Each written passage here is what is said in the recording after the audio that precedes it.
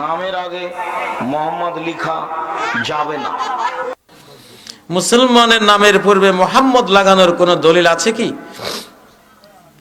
এটা ভারতীয় উপমহাদেশে এক সময় সব নামের আগে শ্রী আর শ্রীমতী লাগানো হতো। শ্রী আব্দুল্লাহ, শ্রী আব্দুর রহমান, শ্রীমতী খাদিজা, শ্রীমতী আয়েশা, এইভাবে। মুসলিমরা দেখলো কি ব্যাপার, হিন্দু ধর্মের শ্রী আর শ্রীমতী মুসলমান ধর্মের নামের মধ্যে লাগানো, এটা তো ঠিক না। যার যার ধর্ম আলাদা আলাদা না। তখন মুসলমানরা বুদ্ধি বাইর করলো, এক কাজ করো, আমরা পুরুষদের নামে মোহাম্মদ লাগাই আর মহিলাদের নামের আগে মোসাম্মদ লাগাই। তখন ওই মোহাম্মদ আর মোসাম্মদ এই দুইটা আনছে শ্রী আর শ্রীমতী বিদায় দেওয়ার জন্য, বুঝেন না? এবং এটার অনুমতি তো আছে। তাসাম্মাউ বিসমি ওয়ালা তাকতানু বিকুনিয়াতি, নবীজি বলেছেন, বুখারীর হাদিস, তাসাম্মাউ বিসমি, আমার নামে নাম রাখো, আমার নামে নাম রাখো। মুহাম্মদ আহমদ নামে নাম রাখতে পারো, এটা সহিহ হাদিস। বুখারীতে এটা এসেছে, কয়েকবার এসেছে, স্বপ্ন ব্যাখ্যার অধ্যায়ে হাদিসটা এসেছে। পরবর্তী যে প্রশ্ন রয়েছে, সাদিদ রাকিব নামক আইডি থেকে এক ভাই প্রশ্ন করেছেন, কারো নামের আগে মোহাম্মদ লেখা যাবে কি? জনৈক বক্তা বলেন যে নামের আগে মোহাম্মদ লেখা বিদআত এবং গুনাহের কাজ। তাহলে কি নামের আগে মোহাম্মদ লিখে আমরা গুনাহগার হচ্ছি? প্রিয় দর্শক, আল্লাহ রাসূল সাল্লাল্লাহু আলাইহি ওয়াসাল্লাম এর ব্যাপারে কি বলেন? আমরা একটি হাদিস উদ্ধৃত করছি হযরত জাবের রাদিয়াল্লাহু তাআলা আনহু থেকে, উলিদা লিরাজুলিন মিন্না গুলামুন ফাসাম্মাহুল কাসিম ফাকালু লা নুকান্নিহি হাত্তা নাসআলান নবিয়্য সাল্লাল্লাহু আলাইহি ওয়াসাল্লাম ফাকাল সাম্মু বিইসমি ওয়া লা তাকতানু বিকুনিয়াতি। সহিহ বুখারীর মধ্যে বর্ণিত হাদিসে আল্লাহর নবী ইরশাদ করেছেন, তোমরা আমার নামে নাম রাখতে পারো, তবে আমার যে কুনিয়াত রয়েছে অর্থাৎ আবুল কাসেম, এইভাবে তোমরা কাসেম নাম রেখে, কাসেমের পিতা মানুষ আমাকে আবুল কাসেম বলে থাকে, তোমরা কোনো সন্তান হিসেবে কোনো কাসেম নামক সন্তানের পিতাকে আবুল কাসেম তোমরা বলো না। এটা যে বর্ণনা, তাতে বোঝা যায় যে আল্লাহ রাসূল সাল্লাল্লাহু আলাইহি ওয়াসাল্লামের জীবদ্দশায় কাউকে আবুল কাসেম বলে ডাকা এটা নিষিদ্ধ ছিল, কারণ আল্লাহ নবীকে অনেকে আবুল কাসেম বলতো। কিন্তু রাসূল সাল্লাল্লাহু আলাইহি ওয়াসাল্লামের নামে নামকরণ করতে আল্লাহ নবী নিষেধ করেননি, বরং আল্লাহ নবী নিজেই বলেছেন, সাম্মু বিইসমি, তোমরা আমার নামে তোমাদের সন্তানদের নামকরণ করতে পারো। প্রিয় দর্শক, সুতরাং মুহাম্মদ কোন ব্যক্তির নাম রাখতে স্বয়ং আল্লাহ রাসূল সাল্লাল্লাহু আলাইহি ওয়াসাল্লাম অনুমতি দিয়েছেন, এতে সন্দেহের কোনো অবকাশ নেই। এখন কথা হলো, আমাদের দেশে যে একটি নাম থাকে, তারপর সেই নামের শুরুতে মুহাম্মদ যুক্ত করা হয়, তো তার অর্থ হলো এই যে নাম আগে একরকম ছিল, পরবর্তীতে তার নামকে আরেকটি অংশ যুক্ত করা হয়।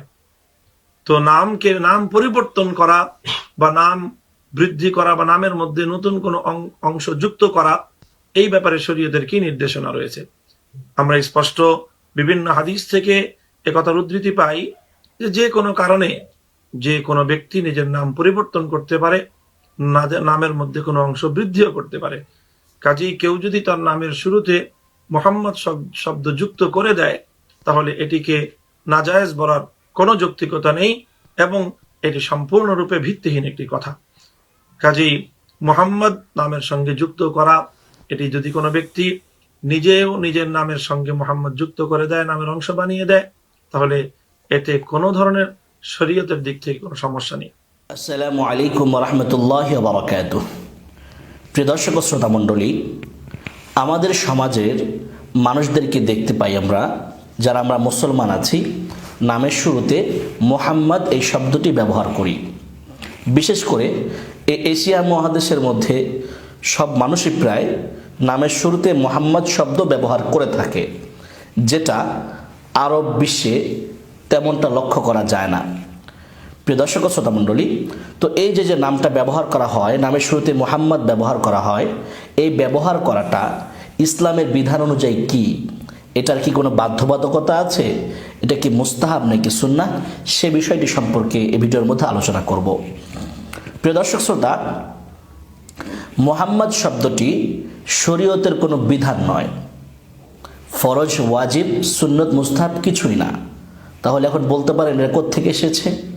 যতটুকু জানা যায় যে এটা কোত্থেকে এসেছে সেটা হচ্ছে আমাদের এই এশিয়া মহাদেশে যখন ইংরেজরা এই ভারত উপমহাদেশটাকে যখন ইংরেজরা দখল করে নিল, তো ইংরেজরা দখল করে নেওয়ার পরে যখন তাদের শাসন চলছিল, কিছু সময় অতিবাহিত হওয়ার পরে এই ভারত উপমহাদেশে যে সমস্ত হিন্দুরা ছিল তারা তাদের নামের শুরুতে শ্রী শব্দ যোগ করা শুরু করে দেয়। তো এই শ্রী শব্দটা তাদের মাঝে এতটাই ব্যাপকতা লাভ করে যে কিছু কিছু মুসলমান জেনে না জেনে তারাও নামের শুরুতে শ্রী শব্দ ব্যবহার করা শুরু করে দেয়। তো এক পর্যায়ে এটা নিয়ে একটু বিপাকে পড়ে যেতে হয়, কারণ হচ্ছে মুসলমান নামের শুরুতে শ্রী ব্যবহার করছে, হিন্দুরাও শ্রী ব্যবহার করছে, তাহলে নাম দেখে কিভাবে বোঝার উপায় আছে যে সে মুসলমান নাকি হিন্দু? তো এই বিষয়টি যখন বেশি প্রচলন শুরু হয়ে গিয়েছে তখন ওলামাইকরা মানুষদেরকে পরামর্শ দিলেন, যেহেতু আমরা মুসলমান, আমরা মুহাম্মাদের উম্মত, সেই হিসাবে আমাদের নামের শুরুতে মুহাম্মদ শব্দটা আমরা ব্যবহার করতে পারি। তো ওলামা ইকরামের পরামর্শক্রমে সাধারণ মানুষ তখন থেকে তাদের নামের শুরুতে নাম ব্যবহার করার আগে মুহাম্মদ শব্দটি জুড়ে দেয়, ব্যবহার করতে থাকে, এভাবেই প্রচলন হয়ে যায় এবং আপনারা সকলেই নামের শুরুতে এখন মুহাম্মদ ব্যবহার করি। যদিও সেই যে প্রেক্ষাপটটা ছিল সেই প্রেক্ষাপটটা এখন বিদ্যমান নেই, কারণ এখন আর ইংরেজদের সেই বিষয়টি এখন নেই, ইংরেজরা চলে গিয়েছে।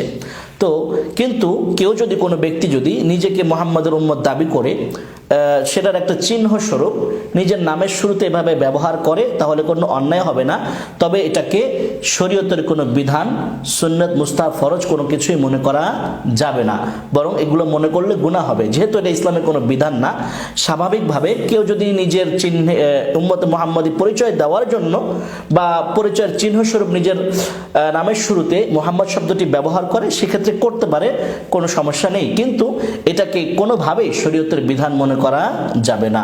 আল্লাহ পাক রব্বুল আলামিন আমাদের সবাইকে এই কথাটি বোঝার তৌফিক দান করুন, আমিন। আসসালামু আলাইকুম ওয়া রাহমাতুল্লাহি ওয়া বারাকাতুহু।